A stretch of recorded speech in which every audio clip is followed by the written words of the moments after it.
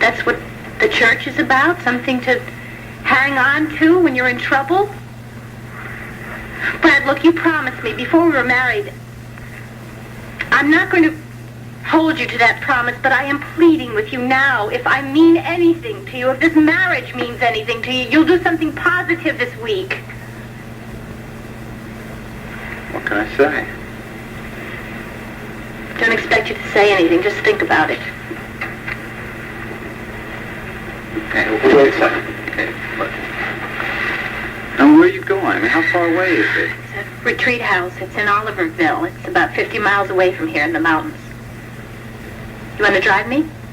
I mean, it'd be silly for me to take my car. I would just be sitting there for a week. Okay, all right, sure. Thank you.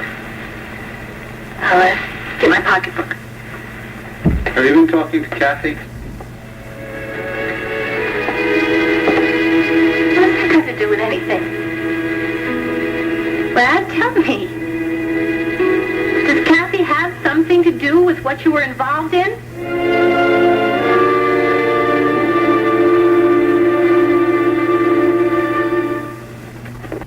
Aren't you going to answer that question either? Why, all of a sudden, did you bring up Kathy Craig? Look, wait a second. Look, if Dad and I had a problem, now that has been settled, all right?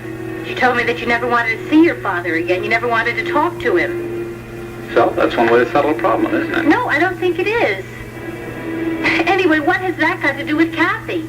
Nothing. Look, it's just that when you start coming at me like that, I begin to wonder who's she been talking to. I mean, who's been bad-mouthing me to her?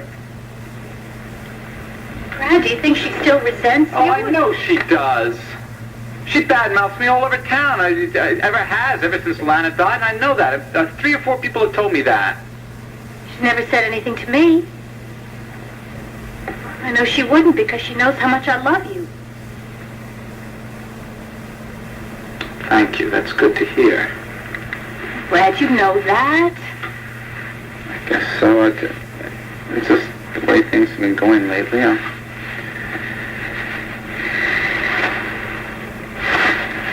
Put this in the car. Brad, wait. I'm still worried about your father and Sam. Look, Jenny, it's family. Aren't I a part of this family? Yes, Well, is there anything I can do then?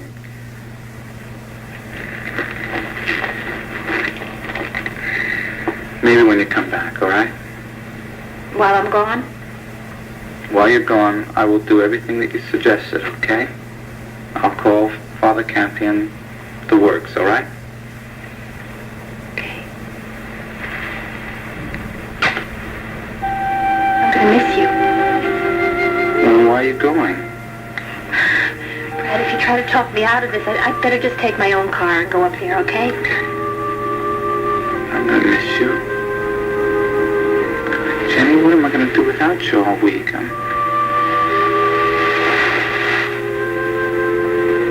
I'll promise you this, though. When you come back, everything's gonna be different. I'm going to be different, and I promise that, right?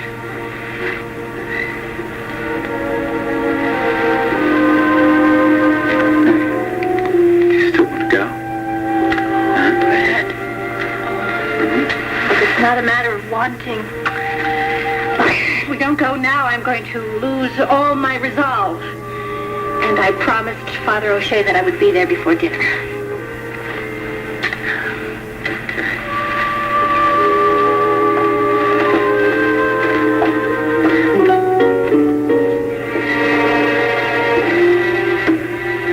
Hi. Oh, sorry, ma'am. We're not open till 5. Oh, I know that. I was just hoping you'd have a... No, don't tell me. Skipper, right? Right. Wait, I know you. You've come in here with Richard and Becky Lee, haven't you? Right. Edwina Lewis. Yes, I work with them at the Banner. Right. I never forget a face. Well, what can I do for you, Miss Lewis? Well, first of all, is it against house rules for me to buy you a drink? Well, if we were open, it would be. But you're not open. Right. So may I? Sure. And I'll have a glass of white wine just to keep you company. Okay. Skipper, I'm here as a friend of Becky's. Now, I know you're fond of her because she's told me how nice you've been to her ever since she started working here. Well, she's a real nice girl. Oh, I think so, too. And right now, she's having a problem that I'm trying to help her with. The thing is, thank you, she's been getting some terrible letters in the mail, both at home and at the Banner. What do you mean? What kind of letters? Oh, real poison pen stuff. All anonymous, of course. And we think it's from somebody she knows back home from North Carolina. Oh, some real oddball, huh? Oh, really? Well, I'd show you the letters, but I'd be embarrassed. And I know Becky would just hate it. She's going crazy. Well, anyway, I promised her that I would try and find whoever this person is and talk him into getting some help, because whoever he is, he obviously needs it. You mean you're going to go all the way to North Carolina and try to find this oddball? Oh, no, actually, he's in Landview right now. The letters, the most recent ones, have been postmarked locally. And that's why I thought maybe you could help me, Skipper. Sure. Has anybody been coming in here lately looking for Becky, asking for her? Well, as a matter of fact, there has been, yeah. Really? Yeah, this guy came in, well, let's see, when was it? Last night. Yeah, that's when it was. Sat right there. For more than an hour, I'd say. Watched Becky's ad twice. Asked all kind of questions about her. Did he tell you his name? No, come to think of it, he didn't. Which is really strange, because sooner or later, most people do. Well, what did he look like? Well, about 40, tall, and a mustache. Real mean kind of guy. I don't suppose he told you where he was living. I got the impression he just flew into town a couple of days ago. Said he was from Carolina, and that he knew Becky there. Sounds like it might be the person. What do you think? Sounds like it. All right. Then this is what we're going to do. I'll write you this note, and if he comes in again, you just hand it to him. Okay? All right. There you go. Please call 555-0012. Frank. All right, I'll give it to him. But don't you think you're taking a big chance, Miss Lewis? Maybe. But if it'll help Becky, it'll be worth it. But I really gotta run now. Thank you so much for all your help. And listen, we're not going to mention this to anybody, are we? Right. Oh, here. Oh, Miss Lewis, you only owe me $1.50. It's all right. Keep the change for all your trouble. Bye. Bye-bye.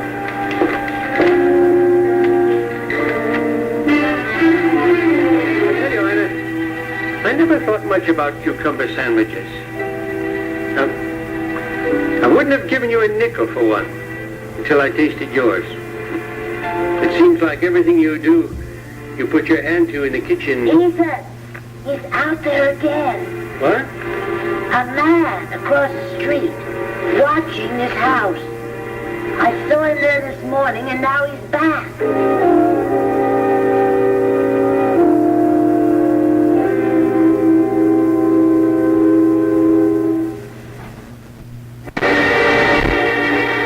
Ina, what in the world's the matter with you? I told you, this man. I saw him across the street there this morning, and... Ethan! He looked across the street and looked directly at me. Maybe you've got a secret admirer. Let me see, where? No, don't. Oh, don't let him see you looking. Just inch out and look. Now he is under that tree on the corner. Careful. Don't let him see you. What tree? It's that big oak tree right across the street. And that's exactly where he was this morning, just standing there and staring. Ina, you've been drinking too much sassafras tea. What? Nobody there at all. He's gone. If he ever was there. Oh, I swear to you, Ethan, he was... Well, you know what happened, don't you? He probably saw us looking at him. Oh, I see. And in order not to arouse our suspicion, he just left. Or maybe He just moved down the street a little bit, so we can't see him when he watches his house. Ina, your tea's getting cold. Oh. Ethan, you don't really believe anybody was there, do you? I think maybe you saw somebody going to work this morning, coming home this afternoon. Now, wait a minute. Ethan, I have lived in this house for 8 years, and I promise you that man has never been in the neighborhood before. You know everybody's comings and goings, do you? You bet your sweet life I do. Now that you mention it, I suppose you would. All right, what did this fella look like? Well, he's tall, and he has a mustache. He's middle-aged, I think, and... well, he's just scary. Well, now I'll tell you what to do. Call the police, and you give them that description, and Listen, they'll... Ethan, can you be serious? I know who this man is. Thought you said you'd never seen him before. I haven't. But, I mean, anybody can tell by looking at him and the way he's dressed and everything. Obviously, he doesn't belong around here. As a matter of fact, that was the first clue I had. I said to myself, Ina, why is somebody like that watching your house? And then it came to me. Ethan, you must promise me that you will never tell a soul. Oh, I wouldn't dare. Listen, if you don't keep kidding around, I'm not going to tell you a thing. I'm sorry, Ina, and I promise.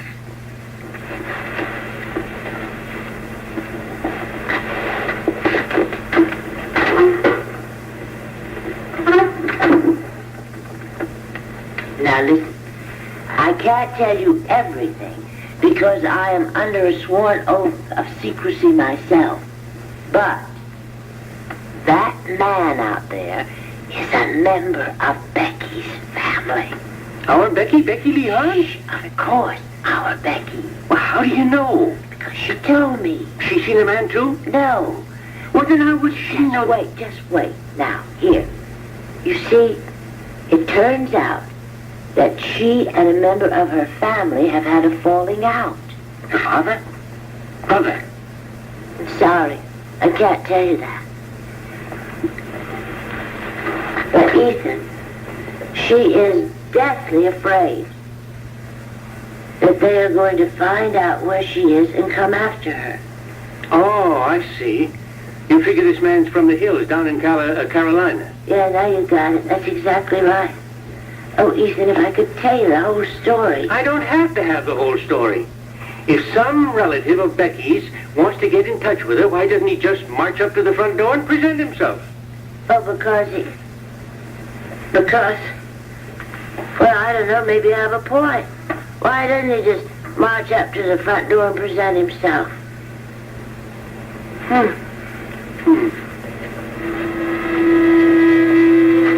Will you stop that? You're making me nervous. Oh.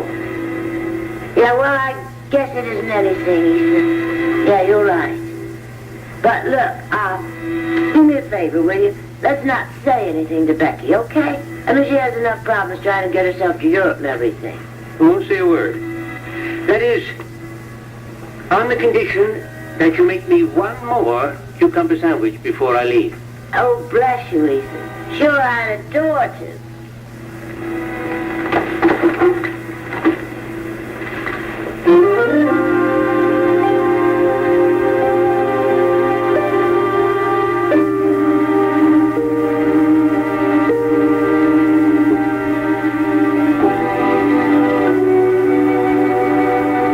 What is he doing here, Pat? Oh, it's full of... No, it's not all right. Now you come barging in and out of here like you own the place. What do you want? I came over here to talk to Pat. About what? About getting her the hell out of here. What else? She's not going anywhere. Only because you brainwashed her. All right, look. That's enough. Why don't you clear out of here, huh? Kendall, You know you don't want it around here? go to hell.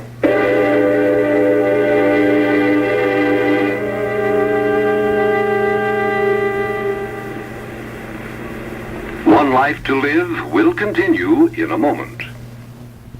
Kendall, you may be a big-time government agent, but you're not going to order me around. That's what you think. And come to think of it, you don't own this place. So what do you get off telling me what to do? Oh, Tony, please. Look, I thought I made it very clear to you that I chose to be with Paul.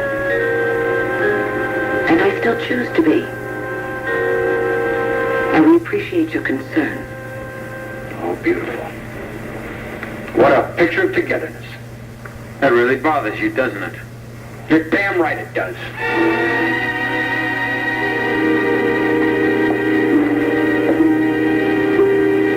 Went very well, incidentally. You obviously stimulated a lot of thought in people's minds. What's the matter? Kathy Craig. 2 calls. Well, probably just to confirm her appointment, don't you think? Unless she called to cancel. Surely somebody would have gotten in touch with you so you wouldn't come all the way back from Pine Valley. Yes, come in. Hello, Kathy. And Richard thinks it's going to be fun. He thinks we ought to do it whether we want to or not, since the banner's been so good to him. Oh, that's all you need right now, isn't it? A big wedding and all that publicity just before you go to Europe. And you know what else, Miss Hopkins? I think Edwina knows. What, you mean she suspects that you Or want at least she suspects something. How can she? Becky, how in the world can Edwina know it's sitting in her office up here in Landview? I don't know, Miss Hopkins, but do you remember that envelope? The one I got in the inner office mail from Rebecca Lee Jackson? Yes, but I could have sworn that was in a man's handwriting. Yeah, but she could have gotten somebody else to write it for her. And then it would have been easy just to leave it somewhere where anybody could find it. What's that? It's all right, Becky. That's just Ethan. I have a leaky pipe in the basement, and I told him about it, and the poor darling's trying to fix it himself. Mercy, child, you'll get as jumpy as I am. You too? Yes, and just silly. You want to know how silly it is?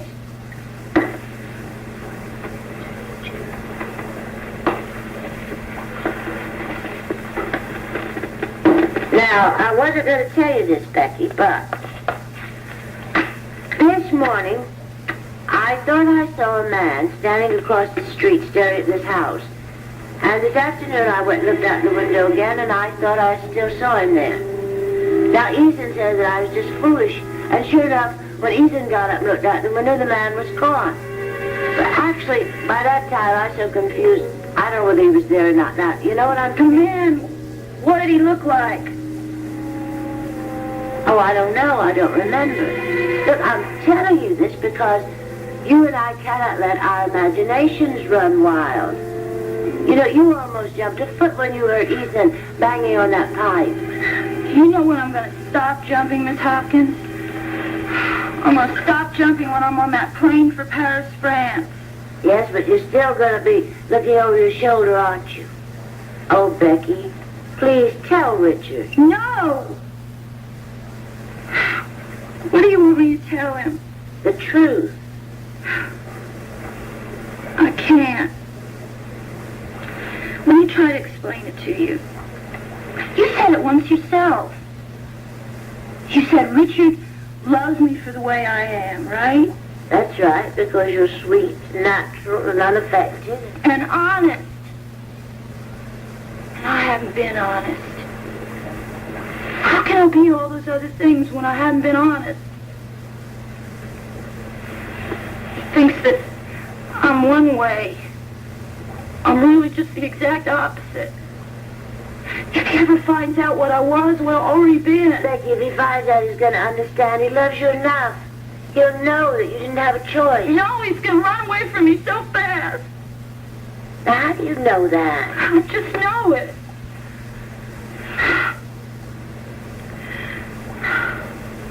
I can't take the chance, Miss Hopkins.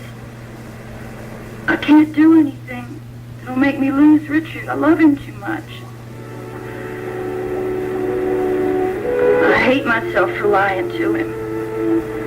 It's the one thing that, the one person he shouldn't lie to. somebody you love. I hate myself for not answering those questions he asks me. And you know he's right. He has a right to know everything about me. We're going to spend the rest of our life together. But I know one thing. This is going to be the only chance I'm ever going to get. You mean to get away from everything? And I know I'm not going to ever meet anybody like Richard. You know, you might think this is stupid, but I think that there's one man for every woman. And once you found that one, you know, like me and Richard have, that's it.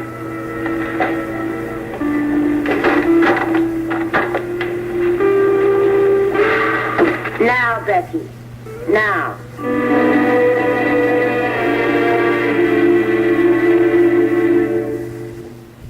Hello, Dr. Shepard. You're sure I'm not interrupting anything? No.